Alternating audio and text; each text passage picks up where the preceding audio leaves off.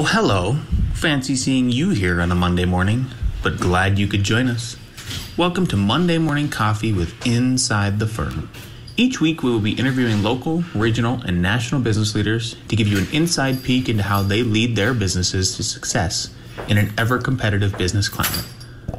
So pour yourself a hot cup and enjoy the show. Welcome to another special episode of Monday Morning Coffee with Inside the Firm. Today, I'm very pleased to have my good friend. I've known him for about a decade now, I think, right? Correct. Brian Tinker of Tinker Homes. And Brian was one of the very first contractors that I met when I moved to Colorado even before I was a licensed architect. Brian and I worked together on a custom home way back then, 2008, 2007, something like that? Correct. 2008. So a long time ago. We hit it off really well.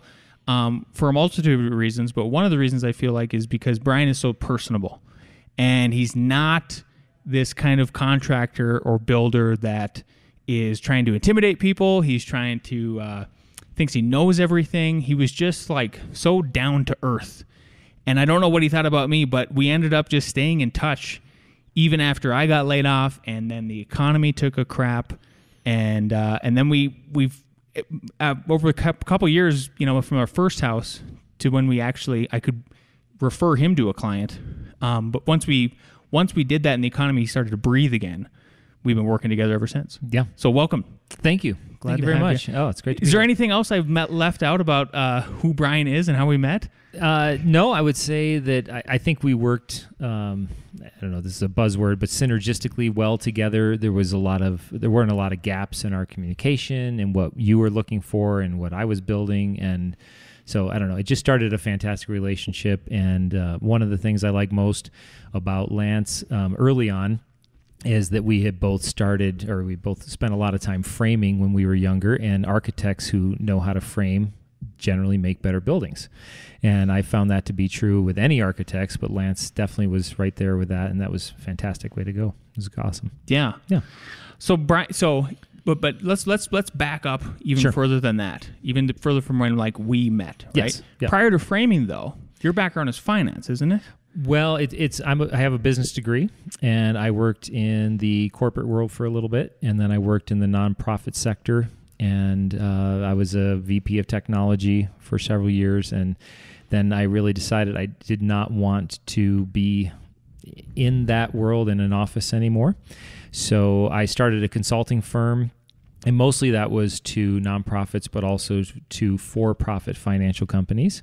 And that was going fine, but I was still sitting in offices convincing people to make changes they didn't want to make. So I decided to go out and become a builder, and I first started with a partner, as often occurs, and that lasted about 2.5 years, and we just had such different philosophical ideas that we both knew it wasn't going to work out, and so we decided to part ways. So that was great. And so in 2006, I started my own company, Tinker Homes, and been building custom homes and a lot of residential projects. And then when the economy crashed, I got my commercial license, and I went out to start assisted living facilities for memory care patients. As it turns out, I don't know why that ended up happening, but it was all for memory care patients. And we just yesterday completed our 10th. 10. Yeah. Wow. Yeah. Congratulations. Great. That's awesome. Yeah. You and I have done together, 3 or 4, I think, something like that? 3 or 4. Yeah. 3 or 4. Yeah. Yeah. So we're part of that for sure. For sure. Yeah. So, but prior to you partnering up with somebody, did you work for a contractor, just being a carpenter type of thing? No. I was doing all office work, but because I had framed houses all during college and done a lot of remodeling and residential work, I decided I wanted to try my hand at that. And with my business degree, so much of it is management. And if you understand management well, you can manage these projects. Now, there's a lot of things you need. The learning curve is still very steep when it comes to understanding code and learning a lot of that. But I learned quite a bit of that with the partner that I had, because he knew quite a bit, but he didn't understand a lot of business management. So I handled a lot of that, and he handled a lot of the building, but we both learned from each other, even though our philosophy was different. So it was great, though. Yeah. Talk about that philosophy. So, what was different? Because with Alex and I think we often switch seats we'll play. It's like for us, it's like this game of duck, duck, goose or whatever. Like we'll keep switching seats, and one day I'll be the big capital A architect. Next day he'll be the capital A architect. Gotcha. One, what was that? Is that kind of what it was for you? Is one was worried about money, one was worried about quality? I think that, part of the philosophy to me in building is I'm a contractor that never yells. And that's an unusual thing. Very unusual. There's really, there's no reason to yell. I don't ever find that it solves any problems. I yelled one time on a project in 2012. I even know in June. Wow. So yeah, know the time even. But the reality is that to me, if you manage a project well and you communicate and you respect people well and you find subs that you can work with just like that, then it can be a much less stressful environment. Building is a stressful environment. You're not in control of so many aspects, from vendors delivering on time to subcontractors showing up to work to the quality of the work that sometimes they perform. And the relationships you develop throughout the year are everything. Once you have good relationships and people know you and you know them and you respect each other, you can work really, really well together. And once you've established those long-term relationships, typically an electrician, plumber, anybody that you get numbers from will give you the best number that they possibly can. And if you go out and get other subs numbers to back those up, which I try not to do because I don't like to make people do extra work when they're not going to get a job, only at the request of an owner. But when they do that, they're providing fantastic numbers that beat almost everybody else because the job is so much less stressful for them. There aren't any unknowns because they've worked with me for so long. And that really helps de-stress the situation. And I think my business degree and my business background helped a lot with communication, the financial side, managing projects, understanding what a client wants, and then that each client is different, and providing for that client what they need, because it's stressful to be a client. It's stressful to pick out all your finishes and to have deadlines, and especially if you're a person that's not particularly gifted at that, it becomes even that much more stressful. So we try to say, okay, well, who's going to be in charge within this job if it's a couple? And then say, okay, how do we navigate this well? And we'll send you emails that have deadlines. If we need to, we'll meet you at stores, at vendors to pick out things together. And that works really well. Helps them out. Yeah. One thing you touched on that kind of perked my interest was the idea that you're not in control of everything, right? Yes. But at the same time, I think a lot of, and correct me if I'm wrong here, clients and owners that you're going to build for think you're in full control and expect you to be in full control. Do you ever show them that card? And if you do, how do you make them feel confident about what you're doing still at the end of the day? Well, I think the number one thing I do is point back to the relationships I have. We have certain vendors or subcontractors that through the years have done more than $1 million worth of work with us. And so those vendors and subs know us. They know they can trust us. And in those situations, even though I'm not in control if their guys actually show up on a Monday, let's just say you have a very trusted electrician. That electrician all of a sudden received on the job that he's working on before your job 6 change orders. Well, if he leaves, then their job completely goes off schedule. So now he has to stay on that job and push my job. He's not doing it intentionally. He's not trying to make me angry. And I have the understanding of that's also going to happen on my job and to your next client, because my clients are going to change their mind, want extra dimmers, want extra lights, lighting trees. It doesn't matter what it is. And they find, and I explain that to my owners. I'll say, they're not here because they got a bunch of change orders on their last job. And then you're going to provide change orders that's going to push them on their next job. And that's part of the way this business works. If there aren't change orders, then guys show up on time. But also we contact, and I tell my clients this, we contact our subcontractors 8 weeks out, then 6 weeks out, then 4 weeks out. We keep them informed of where we are in the job, if there's any delays, when they're going to be there, that type of thing. So they have in their schedule, Tinker Homes is going to start as close as possible to this day. And if that shifts, they know about it well in advance. So then they feel really respected and honored, and then that gives them the opportunity to turn around and work as hard as they can to be there for us. Yeah, right. So a lot of it's just managing expectations, right? Yes. Among everything else that you're managing, but that's a huge one. Everybody's expectations, everybody's schedules, and so forth. What do you, if there was one thing you could point to from the first time you built for somebody to right now, what would you say is like the biggest thing that you maybe were afraid to do at the beginning, and now you're like, oh no, this is how we handle this portion of it. For instance, expectations. I think confidence. It's hard to. You gain confidence throughout the years of making decisions, communicating with clients. When an owner wants to make a change, what they never want to hear is, they know it's going to cost more money, but that what they don't want to hear is the subsequent time added to the end of the project. But it's the truth, right? It's totally the truth. Okay. And I used to be afraid of telling them that. Yeah. And now very gently, we just say, I just need you to understand that with this change, that's added a week. So the original completion date was October 14th, whatever. That is now October 21st. And for each subsequent change, a time delineation, whether it's 1 day or 4 weeks, gets added to the project. And that, again, if I say that early enough, that's managing their expectations. They may not be happy with it, but they understand it. And some of my clients will say, well, why can't you make up the difference? Why can't you just make that work? And, sometimes there are aspects of it that you can change or make up, but there are a lot of times when you can't.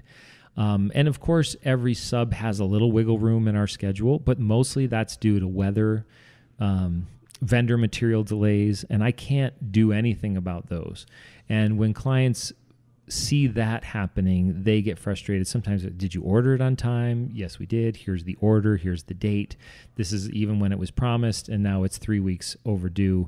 I'm sorry. And that can be hard for them, but it's also hard for us. We don't have any intention of disappointing, and no contractor makes money as projects get extended. They start losing money the day they go over their initial date if there aren't any change orders. Mm-hmm. They just can't survive on that type of schedule. You have to finish well, finish quickly, high quality, and then leave. What do you guys use to schedule? Is there a specific piece of software, or is it all just kind of written out and you keep a calendar? We keep calendars. We've tried Planning Pro. We've tried Microsoft Excel Project. We've tried several of those. Gantt charts that we use can be really helpful. There's a lot of maintenance to a Gantt chart, so that can sometimes be frustrating. And honestly, just putting in a calendar and then tying one thing to the other is like a Gantt chart, but it also shifts well. And that actually ends up working out just as well, because the other ones are so high maintenance. You spend half your life working on those projects or those programs, and it doesn't seem to make that much sense. Now, bigger projects where there's a lot of moving parts and details, we have to switch over to something like that, because otherwise you'll lose track. But if it's if it's just a one-off custom home, then that's not a problem. Yeah. If somebody came up to you tomorrow, you're in a coffee shop, and they said, "Oh, hey, just talking to you off, just buying, you guys are just sit there casually talking, and you guys got to talking about what you do," and they're like, "Wow, I want to do what you do." What kind of advice would you give somebody with zero experience of how do you jump into being a custom builder? That's a great question. I know when I put you on the spot. Yeah, thank you. Well, the one thing I didn't realize when I really did go out on my own is that you don't realize exactly how you're going to get your business. Yeah. And the business that you get is everything. And I don't care what business you're in, finding a way for people to know who you are, that you're really good at what you do, that you'll keep your word, that's crucial. And also back thanks to you, you have to develop relationships with architects. If you have good relationship with architects, it just makes me think, Lance and I had a misunderstanding a couple years ago, and he called me on the phone and said, "Listen, I want you to know what I heard, and this is what I was thinking, and I wanted you to be able to explain that." So, and we talked about it, and we walked it through, and it was great because it was really not what it had appeared to be. Right.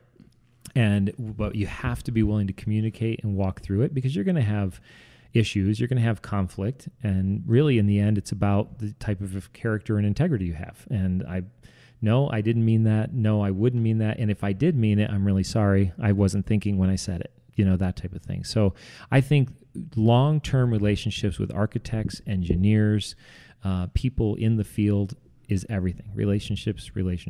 That's it. One thing I didn't hear you say, which I like they didn't say, is, you need to go get, you need to work under somebody else, or you need to go to school.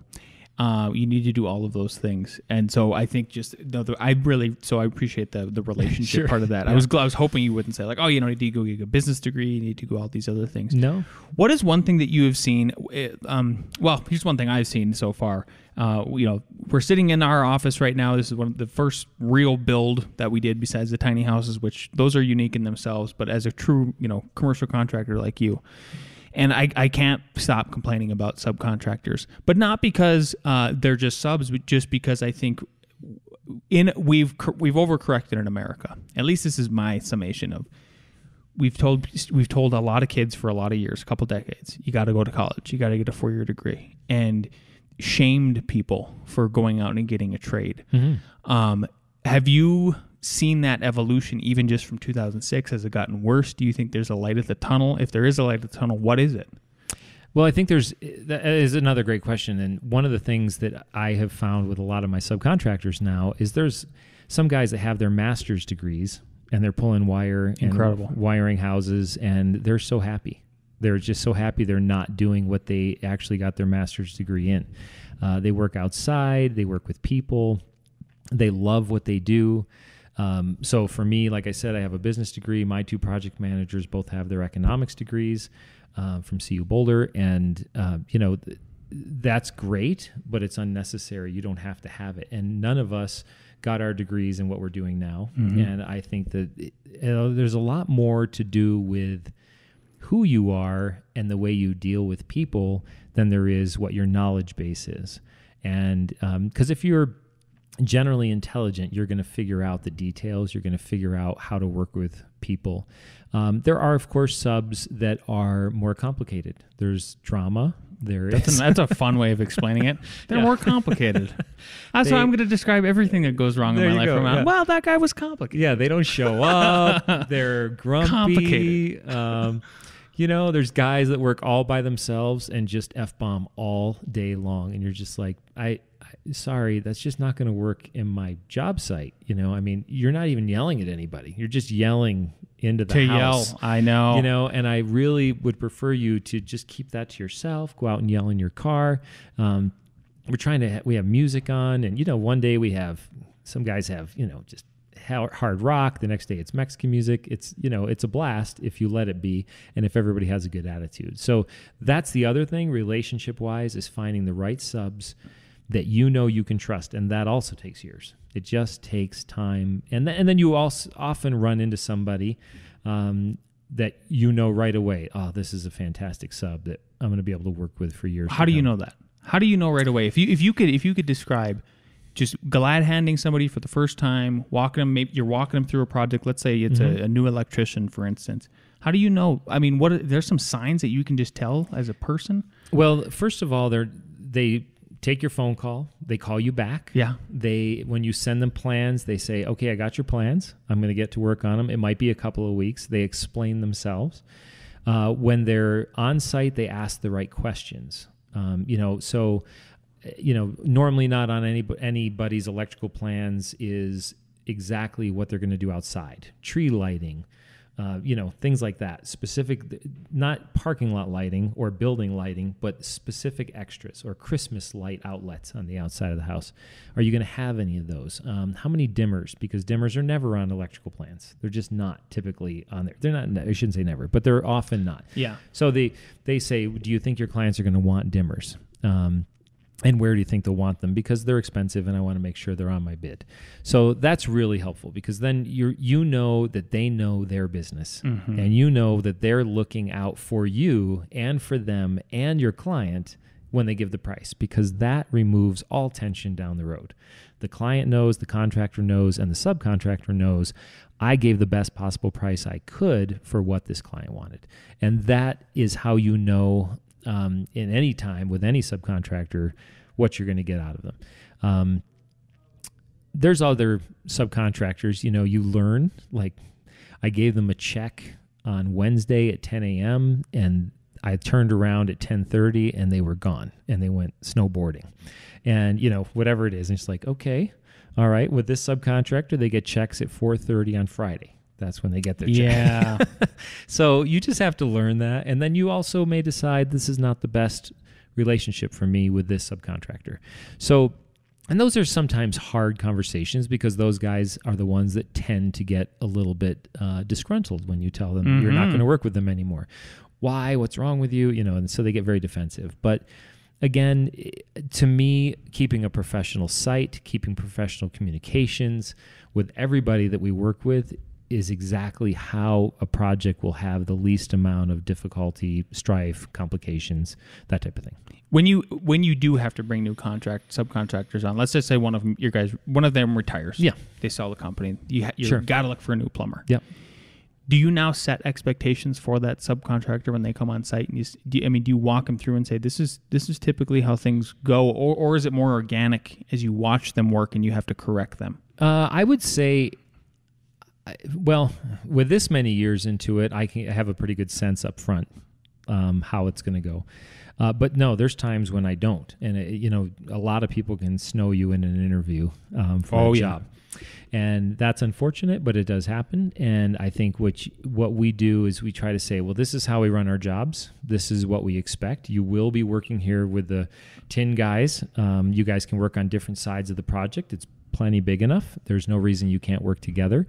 You guys can talk about what music you want on, but maybe it's your music one day, their music the next day. Oh my God.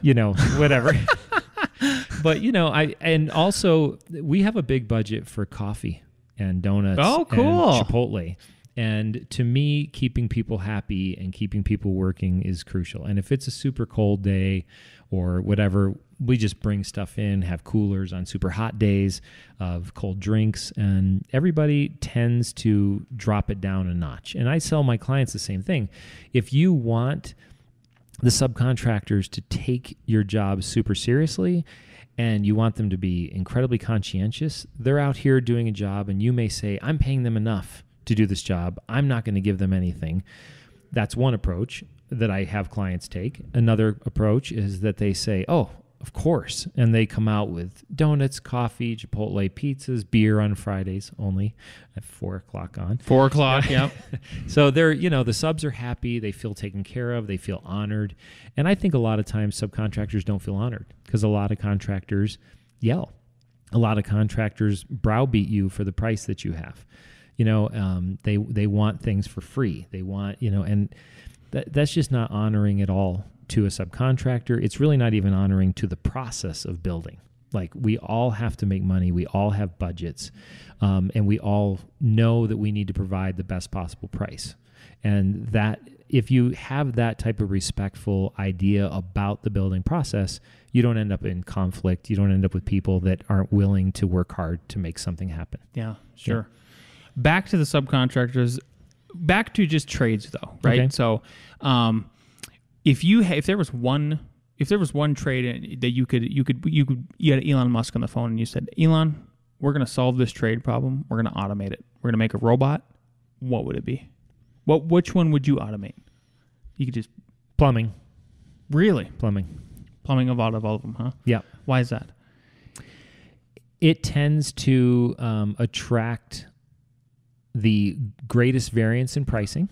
It tends to attract the most code violations and difficulties in a job, and they get called and flagged for more problems than any other trade, including, you would think, foundation, framing, electrical, but no, it's by far plumbing. Even guys with master plumbing licenses often have a hard time, and yes, states, cities, municipalities, they're constantly changing their code for plumbing. But in general, I would say that has been over the years our most difficult subcontractor, and not always because of the subcontractor, but just because the nature of what they do. The underground plumbing, the above ground plumbing, the crawl space plumbing, and then all the different codes and cleanouts and whys and this and that and venting and all the issues that they go through on a regular basis. And on top of that, I think plumbers who tend to lose focus, they won't set a crimp on a pipe. Yeah, they we were just talking about that. They move the pipe too close to the front of the stud, and then it's vulnerable to screws. Which is why they're supposed to be set back. Oftentimes they forget plates and things that keep you from putting a screw right through something. So in my personal house, that exact issue happened, and over 5 years, it just dripped into the wall, creating a massive toxic mold situation. And it was one screw through one condensation pipe from the AC unit, but it was too close to the front of the stud. So those type of things occur, and you can't mitigate all of them, but certainly that'd be the one. Yeah, for me. Good answer. Yeah. Good answer. I like that. You and I are both. We talk about. You and I probably have a phone call. I would say, geez, at least once a week at this point, and we're always driving. Yeah, usually. You're driving, I'm driving. We talk about. Sometimes we just touch base about the economy, business, how things going, prospects. Yeah. And then we try to throw each other. We try to do a reciprocal thing and throw each other work back and forth. But yes, economics especially is. You and I are. We're keen to it. We understand how the Federal Reserve works. We understand that it's a boom and bust cycle because we're so vulnerable to it in the construction industry. I mean, Absolutely. We are 100% at the mercy of inflation and how much is in the money supply. And then when the banks constrict, and then it's just brutal. We both went through the Great Recession together. What are you trying to do now so that you guys can weather the storm? If you can even do it at all? Well, I don't know. It depends. Yeah, of course it's coming. I mean, I was just looking. I mean, since before the Great Depression, there has been an economic recession every 7 to 10 years. We actually just passed 10 years. Yep. A little scary. In September. Yep. So we're overdue. It would be really hard to imagine that 2020 wouldn't bring a recession of some sort. I think, a lot of people in construction are leveraged a lot. They have a lot of debt for trucks, for equipment, for offices, whatever. One thing we do is we keep our overhead very, very low.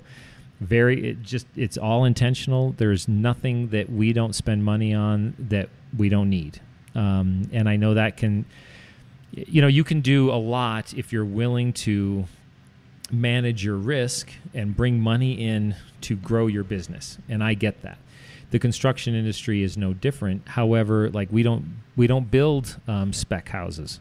This building stuff on speculation. If something goes wrong, if nobody likes the design of the house and you can't sell it, and now you're sitting on it making payments for it for 6, 12, 18 months, you've lost any profit that you've made in other things. The other thing that we do is we're draconian about debt. We don't have debt as a company. I don't have personal debt outside of my home, those type of things. And that really helps you weather the storm as well. If you are leveraged greatly, then you just have no wiggle room when hard times come. And on top of that, I think I'm very open with the guys that work with me about where we are, who we are, what we do, where our money is, because I know that a lot of people keep that stuff very secret. Yep, close to their vest. Sure. Close to their vest, and I don't fly by that rule, because the one thing I want the people that work with me to have. They will work best when they know where they are, when they feel secure, when they feel that they have a vision, they have a direction, they have a focus, and that's been clearly articulated, and we're all moving together as a team in the right direction. So the team approach for us is massive. It's everything in what we do. I could make all the decisions as the owner of the company, but I don't do that unilaterally very much, only in very, very few instances. Almost always I will go back to the guys. Yeah, well, even when you have a new project coming on the board. I mean, you're always, you tell me this often, is you check in with Pat and Addison and see if they're comfortable, if they want to do it. I mean, they got to want to do it. Why would you force people into it? Well, and there's issues of geography and how far they have to drive and how much they'll be driving home after 6 p.m. at night, what type of job it is, who the clients are. And you have to interview your clients. It's not just them interviewing you to build a project for them, but am I the right fit for you as an owner? I don't want us to be in a relationship where we don't know what to do with each other. It's not even necessarily contentious. We just don't know what to do with each other through the whole course of a bid. You might find a builder that you like better. And I had one guy that wanted to build a house. I met him up off of 119 in driving snow, and we had been there for an hour and a half, and I had 3 inches of snow on my shoulders. And I said, so, what are the next steps? He said, well, you've communicated so well with me, and that's been great, but I like the other guy better than I like you. So How interesting. I said, okay, Bruce, no problem. See. Then go with him, because that's important. You need to feel... It's a little marriage every time. That's the way I describe it. It's a great way to say it. Yep. Thank you. That's it. I'm going to use those words if I can. You should, yeah. Thank you. Yeah, for sure. Yeah. Very cool. Let's wrap this up with, I got one more good question for you. Okay. And that is, if you could go tell young Brian, who first started his business as a custom builder, one piece of advice, knowing what you know now, what would that piece of advice be? Another good question. Yeah. Killing me today. I would say, I think I've learned this in my life overall, but never react, always respond. That's interesting. What does that mean? That means that in this business, you're constantly facing problems, things that don't work out, people that don't show up, stuff that doesn't show up, owners who are mad, finances that don't work out. Weather, just everything. You name it. Yeah. It's out there. So when you're met with a piece of information, you can immediately get frustrated and angry about it, or you can step back, take a breath, and say, okay, I wasn't expecting that, but what's the best way to move forward? How do I respond to the situation, to a person, rather than allowing it to get under my skin? It's a head game. Building is a head game. And if it runs you, you will not make it. You will die. You have to. You will literally die. Yeah. No, you will literally die. My wife is, I can't remember what, we had some friends over or something, and they said, oh yeah, my dad was a builder like you. And I go, and then they go, he just dropped dead one day. My wife was like, you need to relax, Lance. Yeah. Well, and that's really it. Relax. You just need to respond. Take a moment. Take even a half a day. Nothing's going to change that much by trying to sort something out that you don't have to get upset about or frustrated with. You just chill and then go, okay, what's the best way forward? It doesn't mean it's going to work out great. It just means that you now feel confident in the decision that you're making to move forward. And that's what I always want. I want to feel confident in the decisions that we make. Even if it's the wrong decision, I want to feel confident and like I made that decision with a solid, straight mind and reason. Yeah. So I love that. Where can people follow you guys? Tinkerhomes.com? Tinkerhomes.com. We're also on Facebook and Instagram. Awesome. Yep. Okay. Well, thanks for being on, buddy. No, thanks for having me. It's great to be here. I really appreciate it, Lance. Yeah, it was a pleasure. Thanks. Thanks for listening. We hope you enjoyed it. And if you did, don't forget to leave us a 5-star review on the iTunes app. Tip your barista, and we'll see you next week for more Monday Morning Coffee with Inside the Firm.